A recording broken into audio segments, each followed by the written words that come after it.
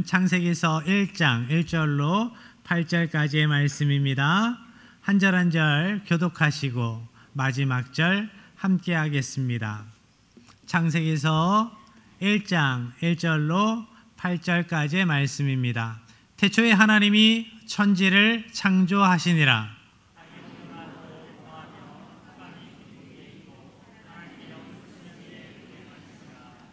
하나님이 이르시되 빛이 있으라 하시니 빛이 있었고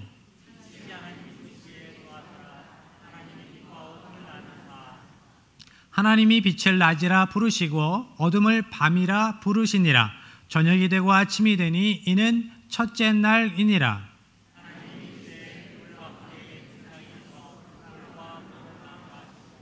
하나님이 궁창을 만드사 궁창 아래의 물과 궁창 위의 물로 나뉘게 하시니 그대로 되니라. 하나님이 궁창을 하늘이라 부르시니라. 저녁이 되고 아침이 되니 이는 둘째 날이니라. 아멘. 2025년 새해 첫 주일입니다. 새해에는 해결되지 않았던 문제들이 해결되고 여러분의 10년 가운데 상한 마음들이 위로받고 온전히 하나님의 은혜로 더욱 풍성한 아름다움으로 여러분의 삶이, 여러분의 지경이, 우리 교회가 채워지기를 주님의 이름으로 간절히 축복합니다. 2025년 우리 교회 새해표가 하나님의 이름의 영광을 찬양하라입니다. 우리가 이 표 아래에서 믿음으로 한 해를 살아가게 될 것입니다. 이를 위해서 먼저 무엇을 알아야 할까요? 하나님이 어떠한 분이신지, 하나님의 이름의 의미가 무엇인지 우리가 더욱 깊이 알아가야 합니다.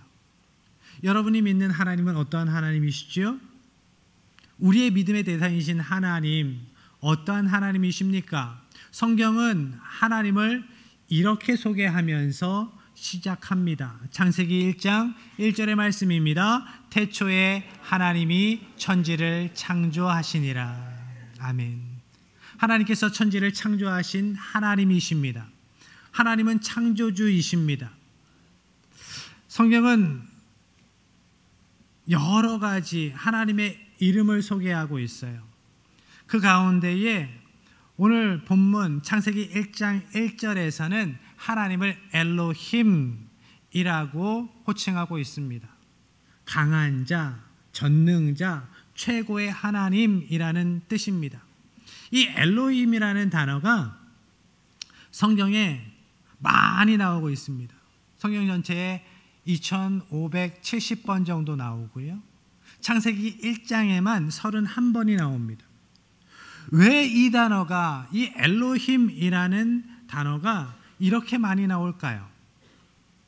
이 세상 만물을 창조하실 수 있는 분은 능하신 분, 전능하신 하나님, 우리 하나님밖에 없다라는 것을 강조해서 설명하고 있는 겁니다.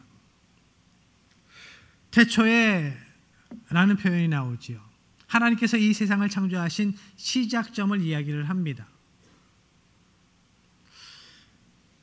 하나님께서 이 세상을 창조하시기 전에는 아무것도 없었습니다. 시간도 없었습니다. 공간도 없었습니다. 그런 곳에 하나님께서 창조하셨습니다. 창조하시니라 라고 할 때 히브리어로 바라라는 단어는 완전한 무에서 유를 만들어내시는 것, 그것을 의미합니다. 여러분, 배를 만든다고 생각할 때 어떻게 만들어야 되지요? 큰 배를 만들 때는 조선소에서 두꺼운 철판으로 배를 만듭니다. 나무 조각배를 만들려면 나무를 켜와서 배를 만들죠. 다만 종이배를 만들려 해도 종이가 있어야 합니다. 그런데 하나님은 아무것도 없는 곳에서 이 세상 만물을 창조하셨습니다. 시간도 창조하셨습니다. 공간도 창조하셨습니다. 그래서 태초에라는 표현은 창조의 시작점을 나타내는 표현이고 시간을 만드셨다는 뜻입니다. 천지라는 표현은 하나님께서 공간을 만드셨다라는 뜻이 됩니다. 하나님께서 시간도 공간도 만드셨습니다. 그렇기 때문에 하나님은 시간과 공간의 제약을 받지 않으십니다. 우리는 시간 속에서, 공간 속에서 살아갑니다. 시간의 제약을, 공간의 제약을 받고 살아가지요. 그렇지만 하나님께서는 하나님께서 만드신 시간과 공간의 제약을 받지 않으십니다. 그렇기 때문에 하나님은 전지전능하신 겁니다. 어떤 분이, 믿지 않는 분이 이런 이야기를 하세요. 하나님이 우리의 기도를 들으신다고요? 말도 안 돼요. 수백만 명이 기도하는데 그 기도를 어떻게 다 들을 수 있어요? 어떻게 동시에 들을 수 있어요? 하나님은 그 모든 기도를 들으십니다. 시간과 공간의 제약을 받지 않으시기 때문에 가능하신 것이죠. 하나님은 오늘을 살아가십니다. 하나님은 100년 전도 동시에 살아가실 수 있는 분입니다. 미래도 동시에 살아가실 수 있는 분이죠. 제약을 받지 않으시니까. 그렇지만 우리는 오늘만을 살아갑니다.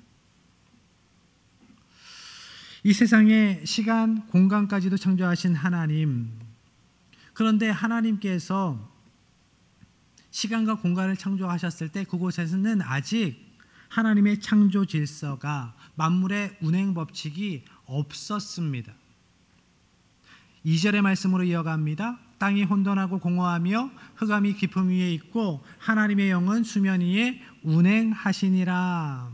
하나님께서 이 세상의 가장 기초적인 베이스로 시간과 공간을 만드셨습니다. 그렇지만 그 안에 아름다운 세상 피조물들을 창조에 넣기 전이었기 때문에, 하나님께서 그 안에 창조 질서를 부여하시기 전이었기 때문에 혼돈하고 공허하며 깊은 어두움 가운데에 이 세상이 있었습니다. 혼돈하고 히브리어로 토후라는 단어는 황무지, 아무것도 없는 것, 헛된 것을 의미합니다.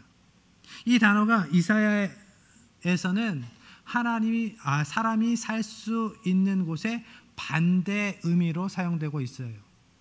이사야서 45장 18절의 말씀입니다. 대저 여호와께서 이같이 말씀하시되 하늘을 창조하시니 그는 하나님이시니 그가 땅을 지으시고 그것을 만드셨으며 그것을 견고하게 하시되 혼돈하게 창조하지 아니하시고 사람이 거주하게 그것을 지으셨으니 나는 여호와라 나 외에 다른 이가 없느니라. 아멘. 이 세상을 사람이 살 수 있도록 혼돈하게 창조하지 않으시고 질서 있게 창조하셨다라고 말씀하고 계시죠. 하나님께서 부여하신 질서, 공허하며 라는 단어가 본문에 나옵니다. 내용물이 없다라는 겁니다. 텅 비었다라는 겁니다. 예레미야 선지자는 이방 민족의 침략으로 인하여서 이스라엘 백성들이 사는 땅이 황폐해졌을 때 이 단어를 사용해서 그 상황을 묘사하고 있어요. 새들은 날아가 버렸고 산도 움직여졌고 도시가 뿌리 뽑혔다. 그때의 땅은 태초처럼 공허하고 혼돈하게 되었다라고 이야기를 하고 있습니다. 하나님의 은혜가 거치니까 그들의 불순종으로 인하여서 이방 세력이 와서 침탈하니까 하나님의 은혜가 거친 그곳은, 하나님의 질서가 무너진 그곳은 황폐한 땅이 되었다라고 말씀하시는 겁니다.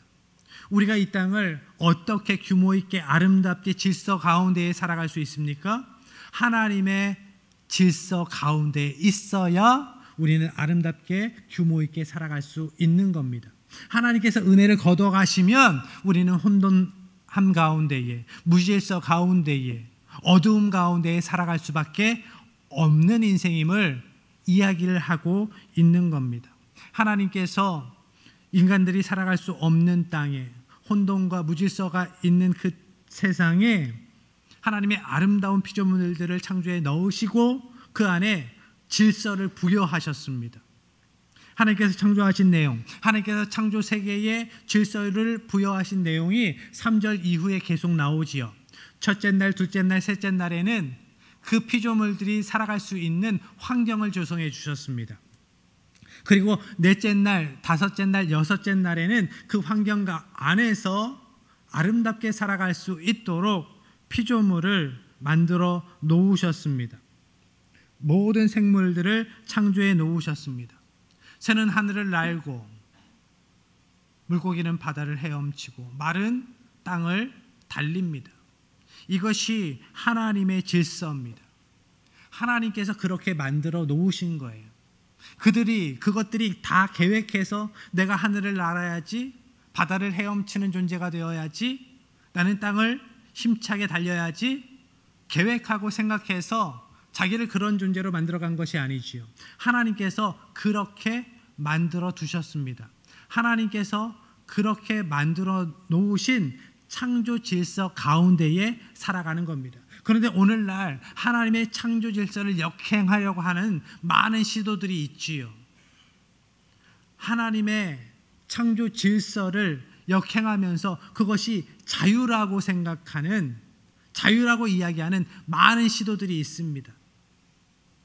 하나님께서 부여하신 질서 가운데에 살아가는 것이 가장 아름다운 모습인 겁니다.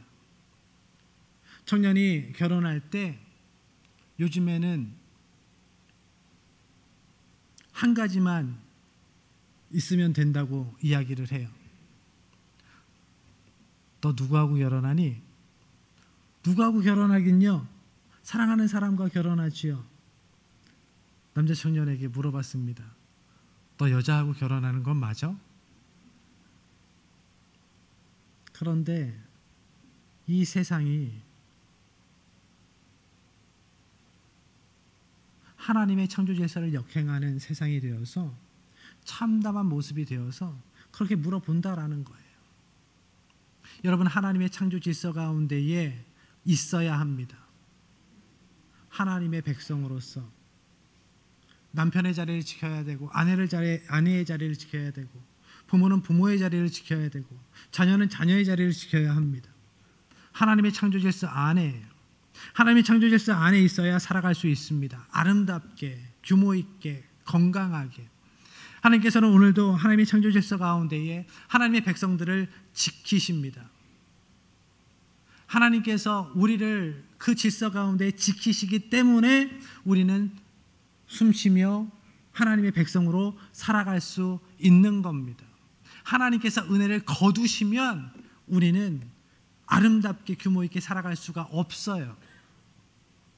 여러분, 우리 몸에 수많은 세포가 있습니다. 신경세포들이 있습니다.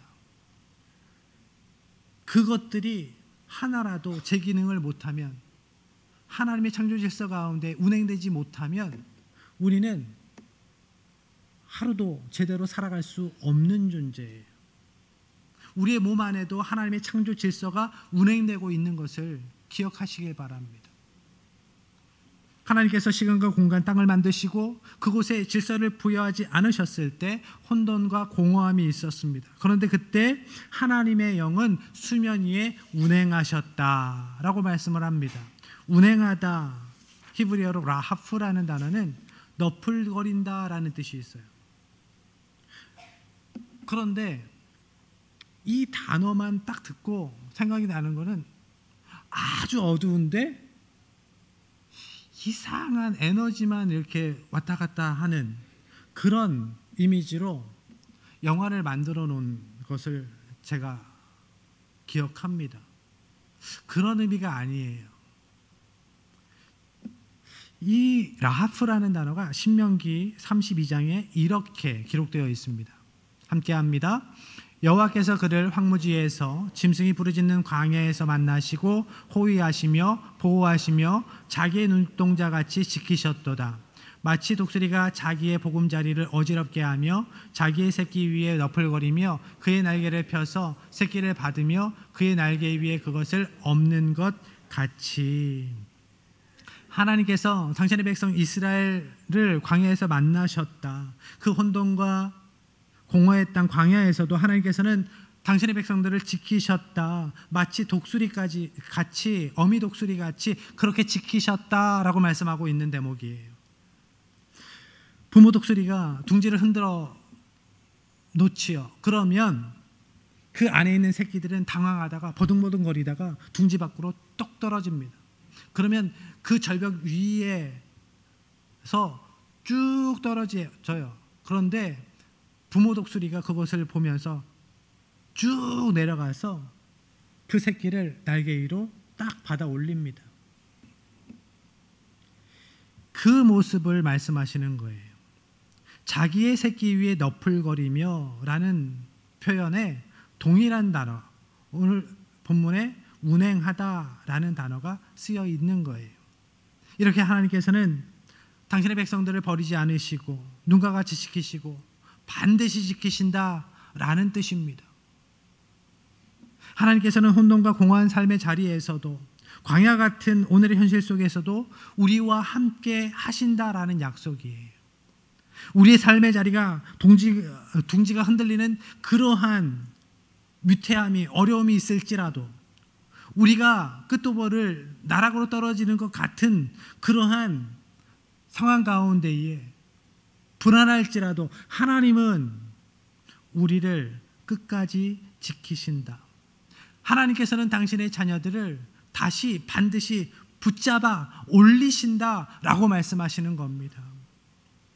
여러 가지 혼란한 상황 가운데에서 흔들리는 여러 가지 인생의 문제 가운데에서 두려운 마음이 우리에게 여러분에게 있을 수 있습니다.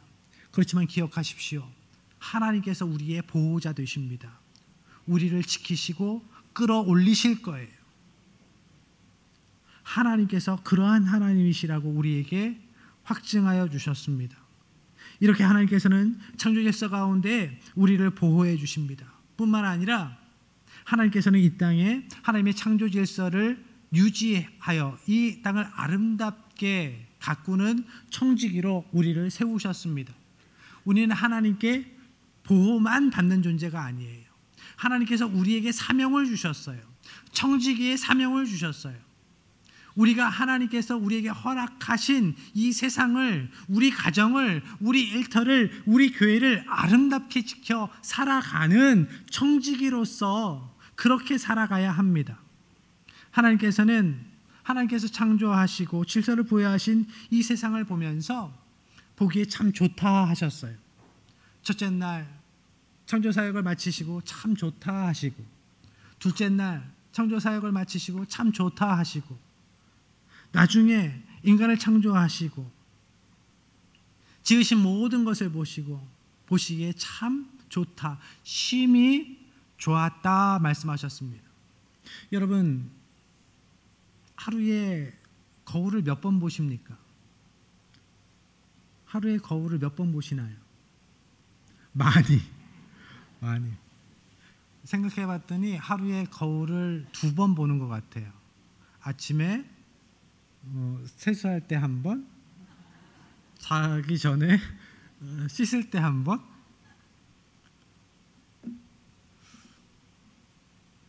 여러분, 거울을 볼 때 거울에 비친 나의 모습이 심히 아름답던가요?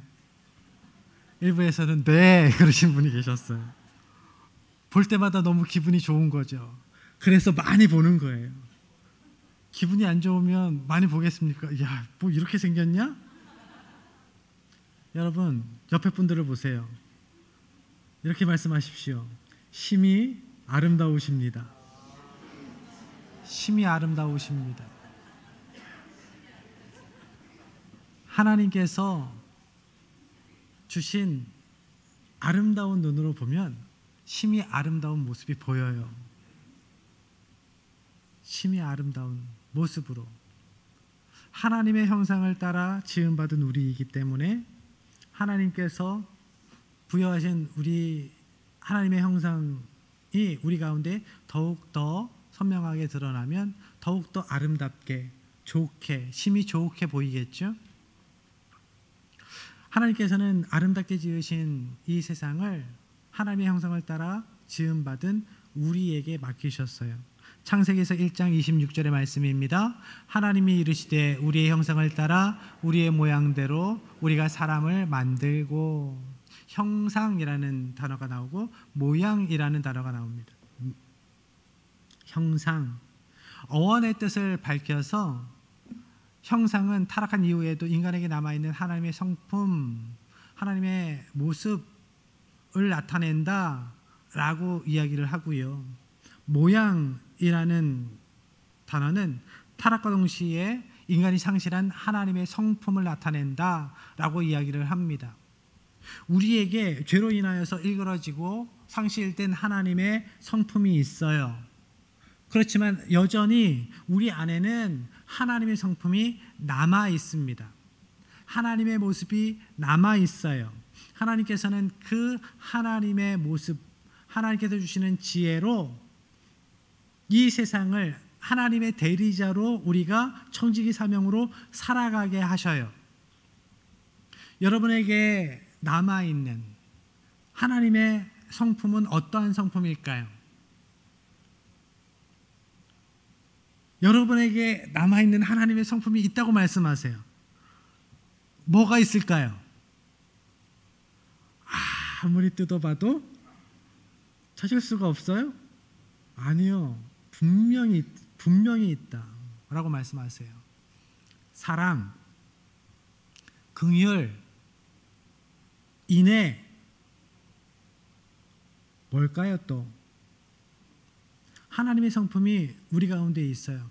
그 하나님의 성품을 통해서, 하나님께서 주신 지혜를 통해서 우리는 우리에게 맡겨진 이 세상을, 가정을, 우리 교회를 아름답게 지켜 나아가야 하는 겁니다.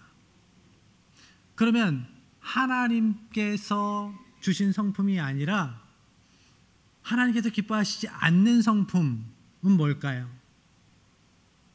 시기, 질투, 당짓는 것, 교만, 이런 걸로는 하나님께서 우리에게 맡기신 가정을 아름답게 지켜갈 수 없어요. 우리 교회를 아름답게 세워갈 수 없어요. 하나님께서 우리를 하나님의 형상을 따라 지으시고 이 땅을 치리하게 하셨습니다. 이것을 기억하시길 바라요. 하나님의 창조 이야기는 그래서 혼돈 가운데 질서를 부여하신 이야기이고, 아무것도 없는 공허한 곳에 아름다운 것을 채우신 이야기입니다. 이 아름답게 창조해 놓으신 이 세상을 하나님의 백성에게 잘 다스리도록 명령을 부여하신 이야기예요.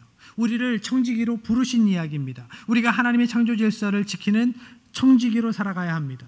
그런데 문제는 뭐냐? 하나님께서 사명을 부여하실 때, 우리에게 명령하실 때 많은 경우 우리는 그 사명에 즉각적으로 아멘하기보다는 하지 않으려는 핑계를 먼저 찾아요. 하나님께서 우리에게 사명을 주실 때 핑계거리를 찾고 안 되는 것, 안 될 이유를 먼저 찾죠. 하나님께서 모세에게 출애굽의 사명을 맡기셨을 때에도 모세도 그랬습니다. 출애굽기서 4장 10절의 말씀입니다. 모세가 여호와께 아뢰되 오 주여 나는 본래 말을 잘하지 못하는 자니이다. 주께서 주의 종에게 명령하신 후에도 역시 그러하니 나는 입이 뻣뻣하고 혀가 둔한 자니이다. 아멘. 모세가 사명을 받았을 때 즉각적으로 순종하지 못했어요. 저는 말 못하는데요, 언변이 부족한데요, 저렇게 이야기를 해서 사람을 설득할 수 있는 사람이 아닙니다 라고 계속 핑계를 대지요. 그 모세의 이야기에 하나님께서 답하십니다. 11절로 이어갑니다. 여호와께서 그에게 이르시되 누가 사람의 입을 지었느냐? 누가 말 못하는 자나 못 듣는 자나 눈 밝은 자나 맹인이 되게 하였느냐? 나 여호와가 아니냐? 많은 사람들이 하나님께서 사명을 주실 때, 어떤 명령을 하실 때 아멘하기에 앞서서 자기 주머니를 뒤져요. 내 안에 뭐가 있는가? 나에게 얼마만큼의 언변이 있는가? 얼마만큼의 지혜가 있는가? 얼마만큼의 물질이 있는가? 얼마만큼의 시간이 있는가? 그런데 하나님께서는 말씀하십니다. 야, 내가 너를 지었어. 너보다 내가 너를 더 잘하는데, 내가 하라고 하는데, 할 수 있다고 하는데 너가 하지 못한다고.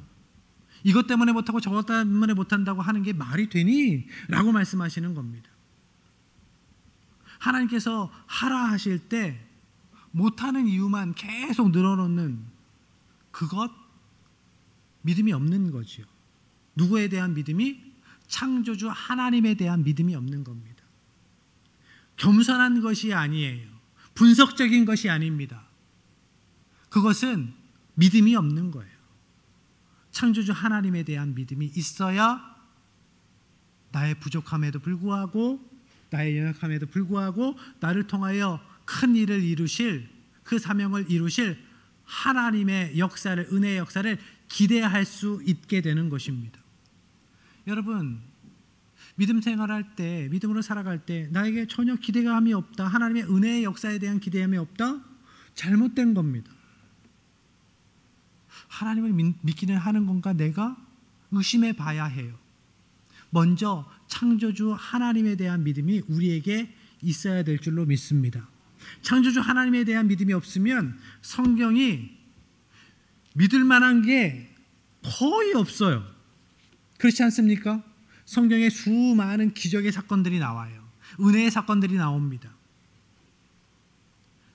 창조주 하나님에 대한 믿음이 없으면 그 기적의 사건이 믿어질 수 없어요. 그런데 하나님께서 이 세상 만물을 창조하셨습니다. 그 하나님이 우리의 하나님이십니다 라는 믿음이 있을 때, 믿음이 생길 때 이 성경에 담긴 모든 기적의 사건이, 은혜의 사건이 나의 사건이 됩니다. 나의 은혜의 사건이 돼요. 나에게 허락하시는 감사의 제목이 되는 거예요. 창조주 하나님에 대한 믿음이 여러분의 심령 가운데에 굳건히 심겨져 있기를 주님의 이름으로 간절히 축복합니다. 하나님께서 우리가 부족하지만, 연약하지만 우리를 사명자로 부르셨어요. 우리를 청지기로 부르셨습니다. 하나님의 청지기로 살아가기 위해서 가장 우리에게 있어야 하는 것은 언변이 아닙니다. 지식이 아닙니다. 힘이 아닙니다. 우리에게 있어야 하는 가장 중요한 것은 창조주이신 하나님에 대한 믿음이에요. 하나님을 창조주 하나님으로 인정하는 겁니다. 나의 입을, 나의 입술을, 나의 혀를 지으신 하나님을 인정하는 거예요. 부족하지만 나를 통해서도 놀라운 역사를 이루어 가실 하나님을 신뢰하는 겁니다. 그리고 그 하나님을 입술로 고백하는 거예요.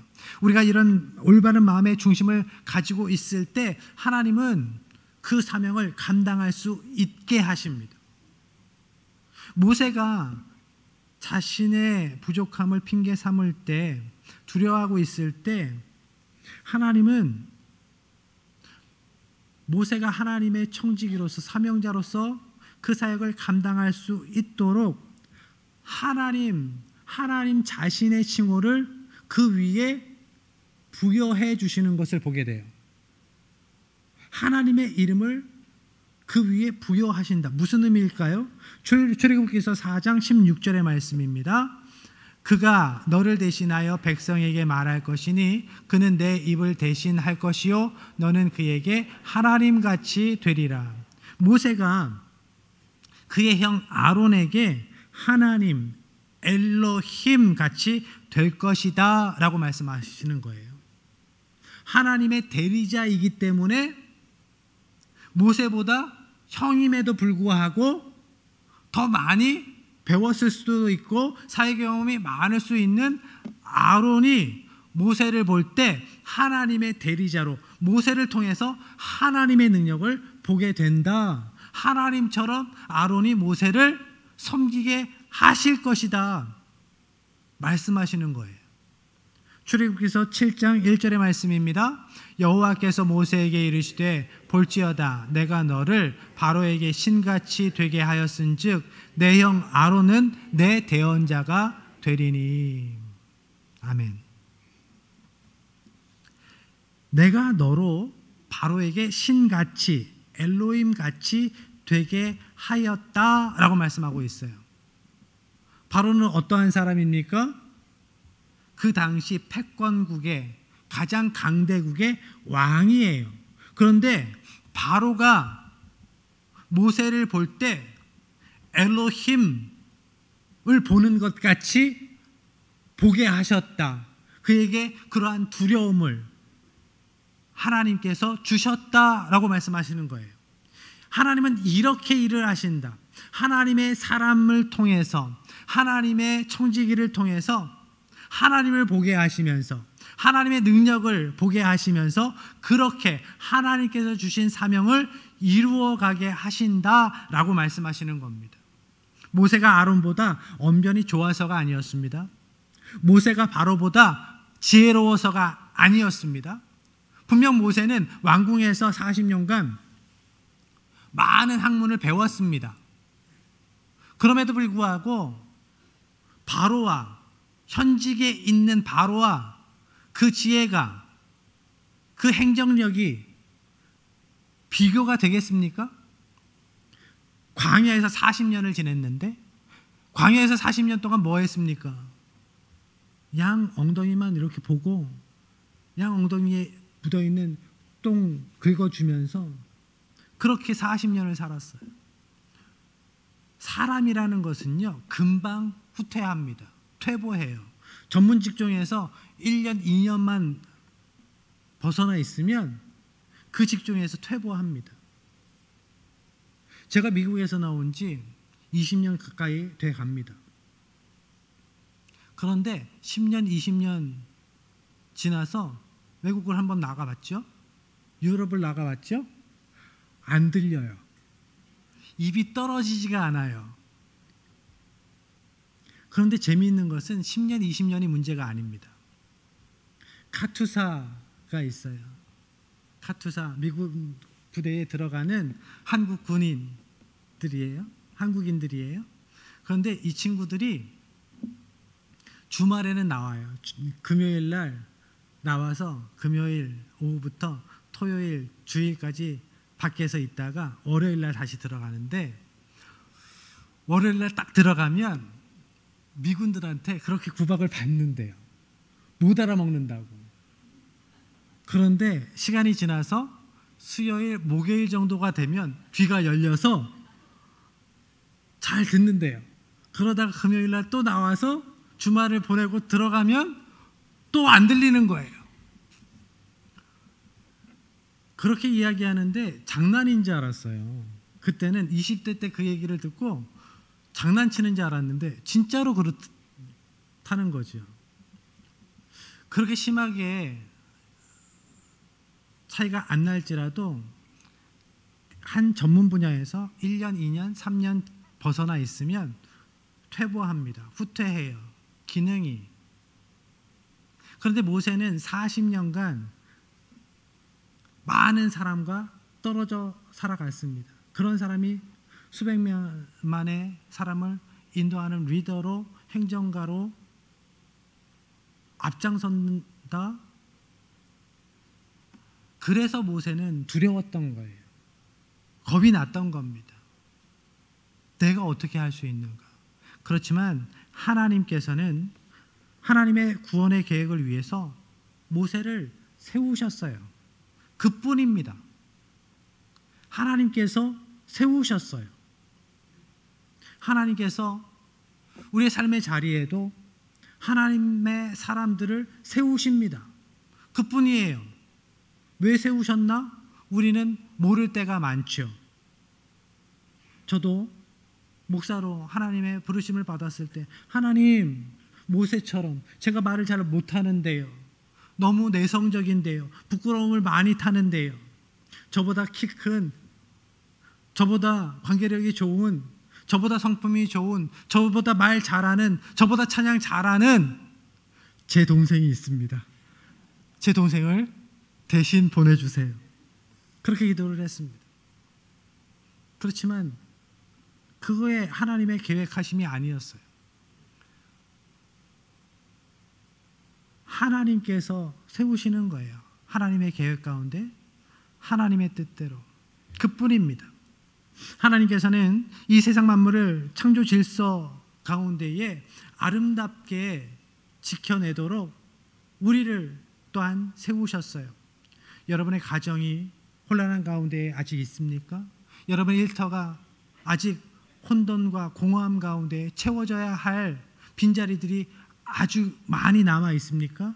2025년도에는 하나님의 창조 질서 가운데에 모든 것이 아름답게 채워지고 하나님의 창조 질서로 잘 운행되어 가는 놀라운 회복과 부흥의 역사가 있어질 줄로 믿습니다. 하나님께서 여러분에게 허락하신, 여러분을 청지기로 세우신 그 자리에서 하나님을 신뢰하십시오. 하나님께서 나를 세우셨음을 기억하며 믿음으로 하나님을 의지하여 살아갈 때에 하나님께서 아름다운 것으로 채우실 것입니다. 풍성한 것으로 채우실 것입니다. 2025년 끝자락에 우리가 이렇게 고백하기를 원합니다. 하나님께서 아름다운 것으로 채워주시고 하나님께서 인도하시고 보호하셔서 풍성함 가운데에 하나님께 드리며 나누는 인생이었습니다. 하나님께서 하셨습니다. 이것이 2025년 마지막 자리에서 저와 여러분의 고백이 되기를 주님의 이름으로 간절히 축복합니다.